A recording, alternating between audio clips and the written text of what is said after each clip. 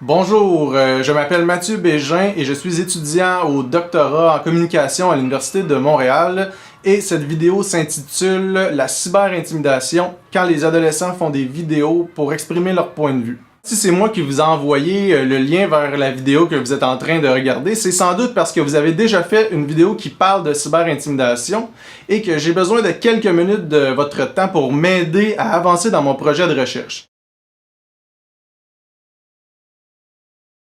En fait, lorsqu'on fait un doctorat, il faut choisir de faire une recherche sur un sujet en particulier pour faire avancer les connaissances à ce sujet-là.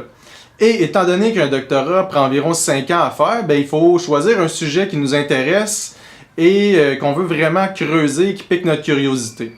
Donc, moi, quand j'ai commencé mon doctorat, comme un de mes objectifs professionnels était d'enseigner la communication et la production vidéo à des jeunes dans des écoles secondaires particulièrement, j'ai donc choisi de faire ma recherche de doctorat sur les jeunes qui font des vidéos pour s'exprimer sur différents sujets. Ensuite, comme j'ai dû préciser le sujet de ma recherche, j'ai donc choisi de me pencher plus précisément sur la thématique de la cyberintimidation. Parce que c'est quelque chose qu'on associe aux adolescents, c'est un sujet dont on parle beaucoup dans les journaux et à la télévision depuis les dernières années, et surtout parce qu'il y a beaucoup d'adolescents qui ont publié des vidéos à ce sujet-là dans YouTube.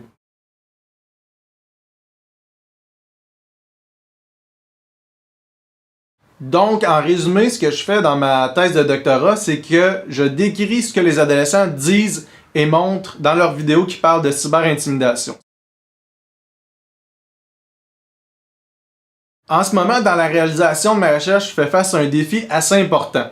Il faut que je confirme de manière certaine si les vidéos dont je vais parler dans ma thèse ont bel et bien été faites par des adolescents, c'est-à-dire des jeunes qui avaient moins de 18 ans lorsqu'ils ont fait leurs vidéos, ou est-ce qu'elles ont été faites par les adultes. Donc maintenant, j'imagine que vous comprenez un peu mieux pourquoi je tiens à ce que vous répondiez aux questions que je vous ai envoyées avec ma vidéo, c'est-à-dire est-ce que vous êtes un gars ou une fille, ou un homme ou une femme, si vous préférez, quel âge vous aviez lorsque vous avez fait votre vidéo, dans quel contexte vous avez fait cette vidéo-là, est-ce que c'était pour un projet personnel, est-ce que c'était pour un projet communautaire ou est-ce que c'était pour un travail à l'école, pour un travail scolaire?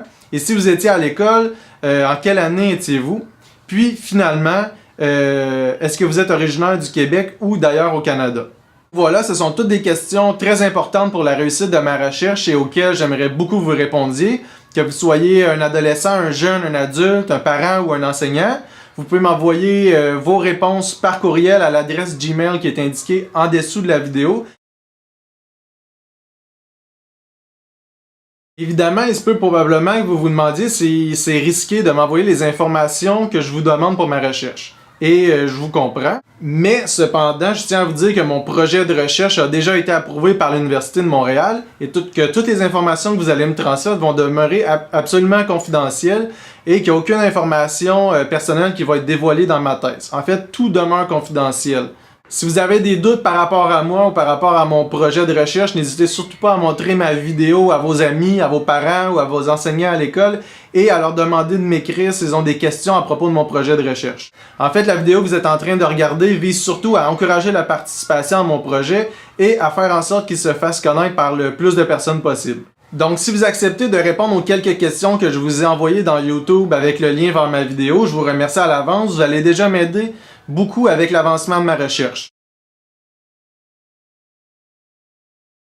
J'espère que vous avez trouvé cette première vidéo pas si mal malgré les petits problèmes de voix, de son, d'image et de montage et que j'aurai la chance de vous parler très bientôt pour mon projet de recherche.